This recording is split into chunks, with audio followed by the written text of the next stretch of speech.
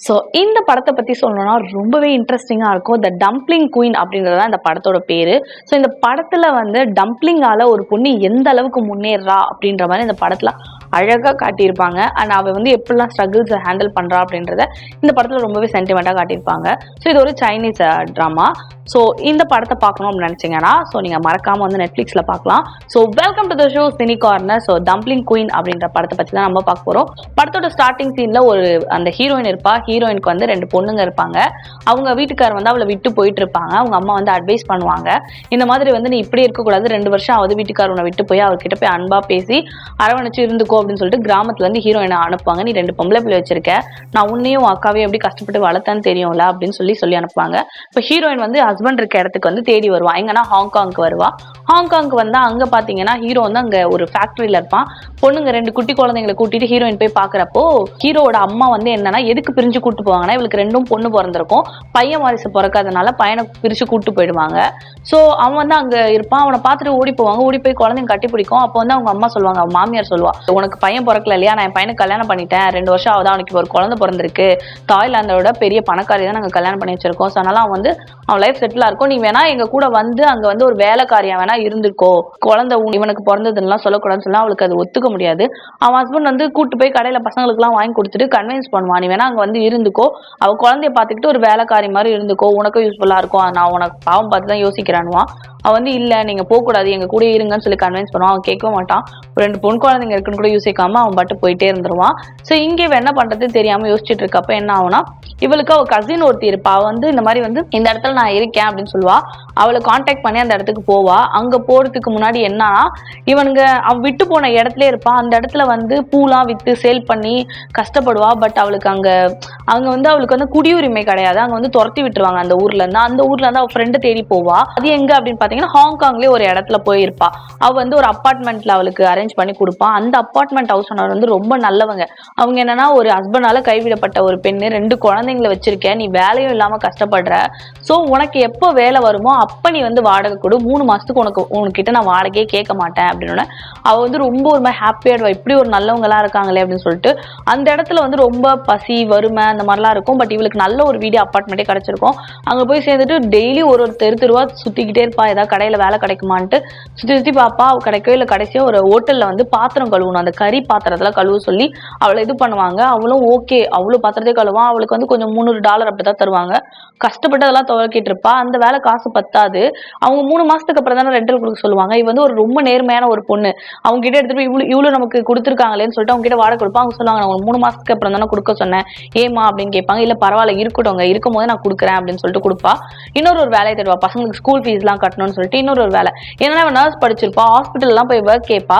நீ வந்து இவ்வளவு டிலே ஆயிடுச்சு, அது வேற இல்லாம நீ வந்து இந்த சிட்டிசன் கிடையாது, அதனால வந்து உனக்கு இங்க இருக்க மெடிசன்ஸ் பத்தி தெரியாது அப்படி இப்படின்னு சொல்லி அவளுக்கு வேலை தர மாட்டாங்க. அவன் நர்ஸ் இல்லையா, நர்ஸ்க்கு படிச்சிருப்பா. அப்ப அவ ஃப்ரெண்டோட ஹஸ்பண்ட் வந்து ஒருத்தவங்க வீட்டுல வந்து ஒர்க் பண்ணுவாரு கிளக்கா. அவங்க வந்து ஒரு பேஷண்ட், ஒரு பாட்டி வயசானவங்க, அவங்களுக்கு யாரும் இருக்க மாட்டாங்க, அவங்க பசங்க எல்லாம் அப்ராட்ல இருக்காங்க, அவங்களுக்கு வந்து நர்சிங்கா இருக்கணும், ஹோம் நர்சிங்கா அப்படின்னு சொல்லுவாங்க.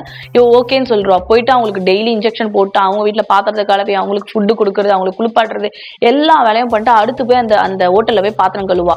இப்படியே டே பை டே போயிட்டு அவங்க பசங்களை படிக்க வச்சுட்டு அப்படியே பாத்துக்கிட்டு இருந்திருக்கா. ஒரு நாள் என்ன ஆகுனா, வலிக்கு விழுந்துருவா. அந்த ஹோட்டல்ல பாத்திரம் எல்லாம் உடஞ்சு விழுந்து அவளுக்கு ஹிப்ல வந்து பயங்கரமா இன்ஜுரி ஆயிடும். அவ அதையும் தனியாம அவ்வளவு வலியிலையும் வந்து அந்த வேலையை முடிச்சுட்டு அங்க வந்து கிளம்பி வீட்டுல வந்து படுத்து எழுந்துக்கவே மாட்டா. பசங்க வந்து சத்தம் போட்டு பக்கத்துல இருக்கவங்களை கூப்பிட்டு ஹாஸ்பிட்டல கூட்டு போய் அட்மிட் பண்ணுவாங்க. அங்க வந்து டாக்டர் என்ன சொல்லுவாங்கன்னு பாத்தீங்கன்னா, நீங்க வந்து கண்டிப்பா வந்து ரெஸ்ட் எடுத்தே ஆகணும் அப்படின்னு சொல்லிட்டு ரெஸ்ட் எடுக்க விட்டுருவாங்க.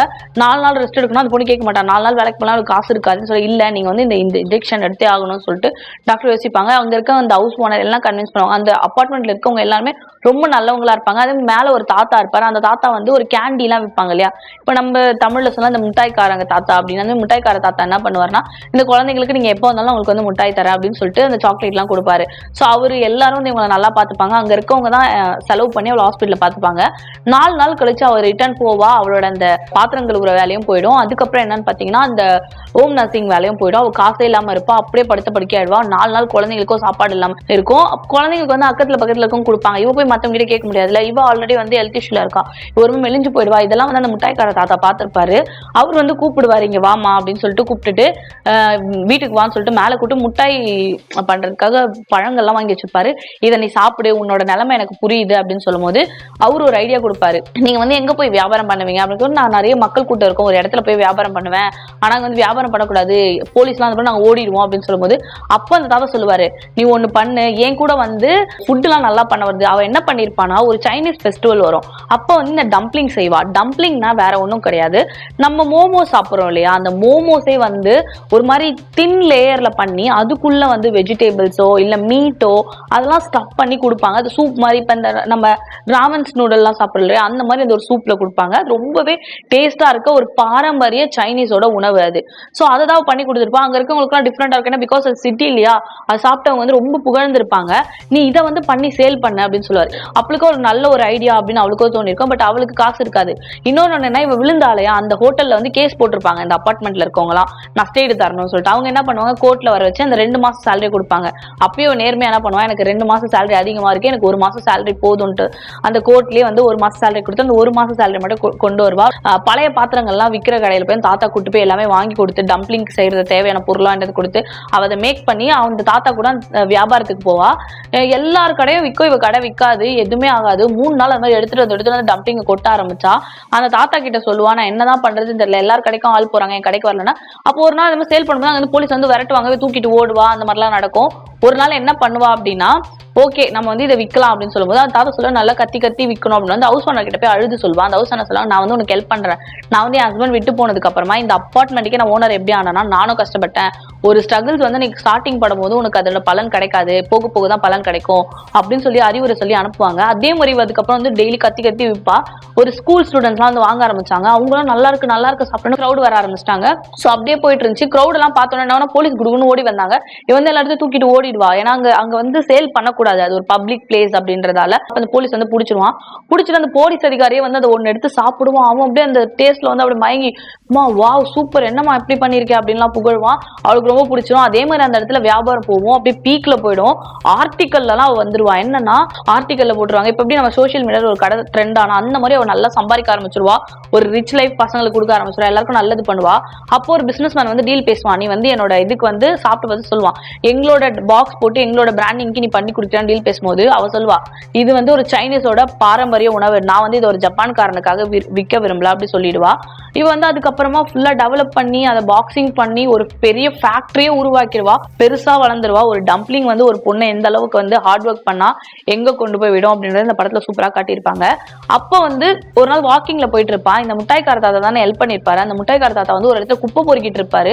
அந்த தாத்தா பார்த்துட்டு கூப்பிட்டு பேசுவான், நீங்க ஒரு 3 மாசத்துக்கு அப்புறம் அங்க இருந்து காணும், உங்களை நான் எங்க தேடினேன், உங்களால தான் நான் இந்த நிலைமையில இருக்கேன். ஏன்னா இவன் இந்த நிலைமைக்கு வந்து அந்த முட்டாய்க்கார தாத்தா தான், அவர் தான் கூட்டு போய் அங்க காசு இல்லாதப்போ அவளுக்கு சாப்பாடு கொடுத்து ஹெல்ப் பண்ணி எல்லாமே பண்ணி அவளை கூட்டு போய் அங்க வியாபாரம் பண்ண வச்சு அவளுக்கு நிறைய கத்து கொடுத்தாரு. அதுக்கப்புறம் அவர் அங்கிருந்து காணும், நீங்க வந்து என் கூட வாங்க, நான் இப்படி இருக்கேன்னா அது காரணம் நீங்க தான் அப்படின்னு அவ கூட பெரிய ஒரு பிசினஸ் கேர்ள் ஆயிடுவா. அந்த இடத்துல வந்து ஒருத்தனை மீட் பண்ணுவா, வந்து அவ கூட பேசுவான், வந்து சொல்லுவான், எனக்கும் 2 குழந்தைங்க, என் மனைவி இறந்துட்டா, ஸோ நீ வந்து நம்ம 4 பொண்ணுங்களை கூப்பிட்டு நம்ம கனடா போயிடலாம், நீ வந்து என்ன கல்யாணம் பண்ணிக்கோ, ஒரு லைஃப் ஸ்டார்ட் பண்ணலாம். அவளுக்கு பிடிக்கும். பட் ஆனால் அவள் யோசிப்பா, இல்லை வேணான்னு தயங்குவா. இங்கே இந்த முட்டாய்க்கார தாத்தா வந்து, நீங்க எனக்கு அப்பா மாதிரி, நீங்க வாங்க, என் அப்பா இருந்தா நான் எப்படி பார்த்துப்போனோ அதே மாதிரி உங்களை பார்த்துக்கிறேன், நீங்க எந்த வேலைக்கு போத்தாலும் அந்த மிட்டாய்க்கார தாத்தாவை வீட்டுக்கு கூட்டு போயிடுவா. அங்கே கூட்டு போய் அவர் நல்லா பார்த்துப்பா. அப்புறம் ஒரு பெரிய வேர்ல்டு மீட்டிங் நடக்கும். அந்த மீட்டிங்ல வந்து இவ கடந்து வந்த பாதையை பத்தி ஸ்டோரி சொல்லுவா. அதே மாதிரி இவ யாரால இவ்வளவு பெருசா ஆன அப்படின்றத சொல்லியிருப்பா. ஸோ அந்த அப்பார்ட்மெண்ட் ஓனர், அதுக்கப்புறம் இவ இந்த நிலைமைக்கு இருக்குது அந்த முட்டாய்க்கார தாத்தா தான், அவரை பத்தி ஒரு பெரிய ஸ்டோரி சொல்லியிருப்பா. அதே மாதிரி கனடா அப்படின்னு சொல்லிட்டு நிறைய இடத்துல அவளோட பிரான்ச் வந்து ஓப்பன் ஆகும். இப்போ எப்படி நம்ம கடையில வந்து வாவ் மோமோ அந்த மாதிரிலாம் இருக்கு இல்லையா, அந்த மாதிரி அவளோட இந்த டம்ப்ளிங் வந்து ஒரு பெரிய வேர்ல்ட் லெவல்ல ஒரு பிராண்டிங்கா ஓப்பன் ஆகி ஒரு பெரிய ஒரு பிசினஸ் கேர்ள் ஆயிருப்பா. ஸோ அதை பத்தி நிறைய பெண்களுக்கு வந்து மோட்டிவேட் பண்ற மாதிரி நிறைய விஷயங்கள் சொல்லியிருப்பா, நிறைய பிரஸ்ல பேசியிருப்பா. ஸோ இந்த மாதிரியான வந்து ஹாப்பி எண்டிங்ல இந்த படத்தை முடிச்சிருப்பாங்க. ஸோ இந்த படத்துல இருந்து என்ன தெரியுதுன்னா, நம்ம ஒரு விஷயத்த வந்து ரொம்ப லவ் பண்ணிட்டோம்னா அதுக்கு வந்து நம்ம நிறைய ஹார்ட் ஒர்க் கொடுத்தோம்னா கண்டிப்பா ஒரு இடத்துல வந்து கண்டிப்பா முன்னேறுவோம் அப்படின்ட்டு இந்த படத்தின் மூலமா சொல்லியிருப்பாங்க. அது மட்டும் இல்ல, இந்த படம் வந்து ஒரு உண்மையான சம்பவம். 1970 நடந்த ஒரு உண்மை சம்பவம். 1990 வந்து அவங்க இந்த மாதிரி ஒரு பெரிய ஆளா இருப்பாங்க. ஸோ இதுதான் காட்டியிருப்பாங்க இந்த படத்துல. ஸோ இந்த மாதிரியான சூப்பரான ஸ்டோரிஸ் எல்லாம் பார்க்கணும்னு நினைச்சீங்கன்னா மறக்காம நம்ம சினி கார்னரை சப்ஸ்கிரைப் பண்ணுவீங்க. டாடா, பாய் பாய்.